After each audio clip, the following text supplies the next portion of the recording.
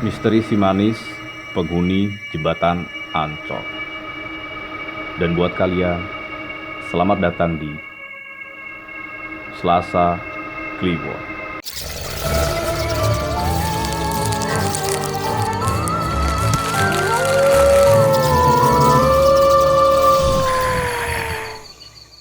Misteri jembatan Ancol ini memang masih sangat menarik untuk diperbincangkan. Meskipun beberapa tahun terakhir sudah tidak pernah ada laporan mengenai penampakan hantu si manis, tapi toh tetap jembatan Ancol dianggap sebagai salah satu tempat angker di Jakarta. Aura mistis masih terasa jika Anda datang ke kawasan jembatan Ancol pada tengah malam. Ada dua versi cerita yang berbeda mengenai sosok si manis yang mengundi jembatan Ancol. Cerita pertama adalah dikisahkan seorang gadis bernama Maryam atau Siti Ariyah tewas di sekitar jembatan ini setelah diperkosa secara bergilir oleh beberapa orang pria. Saat menyadari bahwa Maryam sudah tak lagi bernyawa, para pemerkosa berinisiatif membuang jasadnya di jembatan Ancol. Mengingat kematian Maryam yang tak wajar, maka arwahnya pun dipercaya masih bergentayangan di sekitar jembatan tersebut. Lalu, versi cerita kedua. Kisah ini berbeda dengan cerita yang pertama. Gadis bernama Maryam yang dipercaya sebagai sosok makhluk halus menghuni jembatan Ancol memang tewas di jembatan tersebut. Tapi tidak diperkosa seperti cerita yang pertama. Asal-usul si manis jembatan Ancol dimulai pada abad ke-19. Pada masa itu, tanah air masih dijajah oleh Belanda dan nama Jakarta masih Batavia. Ada seorang gadis muda yang tinggal di sebuah paviliun milik orang kaya bersama ibu dan kakaknya. Nama gadis itu adalah Maryam. Maryam atau Siti Ariyah merupakan kembang desa yang kecantikannya membuat para pria bertekuk lutut di hadapan. Si orang kaya pemilik paviliun tersebut tertarik pada Maryam dan bermaksud mengawininya. Namun, Maryam menolak karena tahu hanya akan dijadikan seorang selir. Singkatnya, Maryam kabur untuk menghindari paksaan juragan kaya pemilik paviliun tempat tinggalnya. Pelarian Maryam mengantarkannya ke kawasan Ancol, di mana di sana ada seorang pria kaya lainnya di Batavia yang memiliki villa di kawasan Bintang Mas Ancol. Pria kaya bernama Oi Tambahsia tertarik ketika melihat Maryam. Oi memerintah centeng-centengnya untuk segera menangkap Maryam untuk dijadikan wanita simpanannya. Ketika centeng-centeng Oi hendak menangkap Maryam, gadis itu memberikan perlawanan sekuat tenaganya. Namun naas, tenaga Maryam tidak cukup kuat untuk melawan tenaga dua pria tersebut. Akhirnya Maryam pun tewas dan jenazahnya dibuang begitu saja di area persawahan yang jaraknya sekitar 400 meter dari jembatan Ancol. Dari cerita inilah misteri jembatan Ancol jadi santer dibicarakan sampai saat ini. Bukan sekali hantu si Maryam menampakkan diri di hadapan manusia.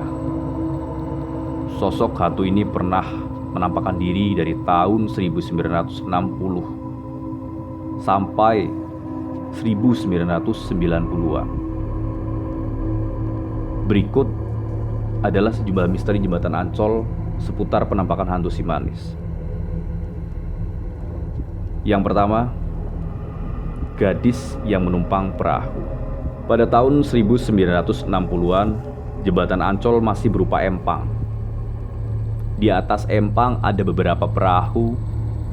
Kala itu malam sudah mulai larut, dan salah seorang pendayung perahu hendak pulang ke rumahnya. Namun tiba-tiba ada seorang gadis cantik yang datang pada si pendayung perahu untuk meminta diantarkan dengan perahu. Setelah berkeliling di seputar empang, gadis itu turun dan membayar uang kepada si pendayung. Betapa kagetnya pendayung perahu tersebut karena sepeninggal gadis itu, uangnya berubah menjadi beberapa lembar daun. Yang kedua, cerita pelukis di sekitar Ancol. Cerita misteri jembatan Ancol yang satu ini bisa membuat bulu kuduk Anda merinding. Kisah ini bermula dari pengakuan seorang pelukis di kawasan Ancol, yakni Mbah Broto. Pada tahun 1985, suatu malam di tengah hujan yang rintik-rintik, Mbah Broto didatangi seorang wanita cantik. Perempuan itu meminta Mbah Broto untuk melukis dirinya. Ketika lukisan tersebut baru jadi separuh, Mbah Broto pamit ke kamar mandi. Saat beliau kembali, wanita yang menjadi model lukisan itu sudah tidak ada. Ia pun bertanya kepada pelukis lain yang juga membuka kios di dekat kiosnya. Si pelukis lain itu mengatakan bahwa wanita yang dimaksud pergi ke suatu arah. Mbah Broto memang melihat sosok wanita itu dari belakang. Tetapi wanita itu tampak berjalan melayang seperti hantu. Sejak saat itu Mbah Broto dan pelukis lain yang berada di sekitar Ancol mempercayai bahwa sosok yang diminta dilukis itu adalah si manis jembatan Ancol. Yang ketiga, penampakan di dekat kios rokok. Bapak Ansori sebut saja memiliki sebuah kios rokok di sekitar jembatan Ancol. Ketika baru saja membuka kiosnya, Ansori sudah mulai mendapat salam perkenalan dari hantu si manis. Ansori menjaga kiosnya hingga pukul 1 dini hari. Ketika itu suasana hujan gerimis menambah kesan angker di jembatan tersebut. Tiba-tiba Ansori melihat seorang wanita datang mendekat ke kiosnya. Wanita itu tersenyum kepada Ansori. Ketika jaraknya sekitar 50 cm, Ansori bertanya, "Mau beli apa, Neng?" Hanya dalam satu kedipan mata, wanita itu menghilang.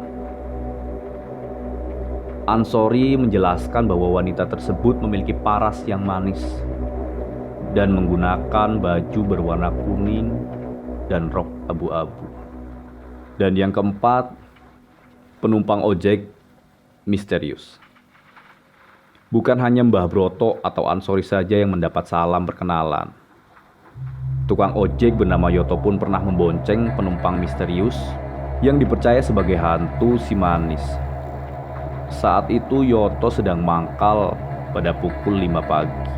Kemudian ada seorang wanita cantik yang mendekatinya dan minta diantar ke jembatan Ancol.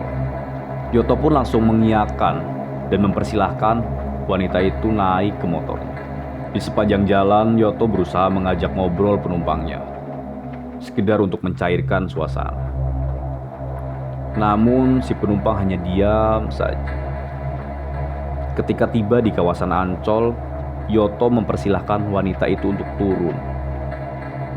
Dan betapa kagetnya ia ketika melihat di boncengannya sudah tidak ada siapa-siapa. Alhasil, Yoto langsung ngebut dan meninggalkan kawasan Ancol. Di zaman sekarang, misteri jembatan Ancol memang sudah tidak santer terdengar. Namun oleh masyarakat Indonesia, sampai saat ini, jembatan Ancol masih dianggap angker. Bahkan ada aturan tidak tertulis yang mengharuskan kita untuk membunyikan klakson saat lewat di jembatan Ancol, yaitu untuk menghormati arwah si manis yang dipercaya masih berada di sana. Tapi semua kembali lagi ke kalian, mau percaya atau tidak. Tapi yang jelas, kalian bakal ingat terus Selasa Kliwon.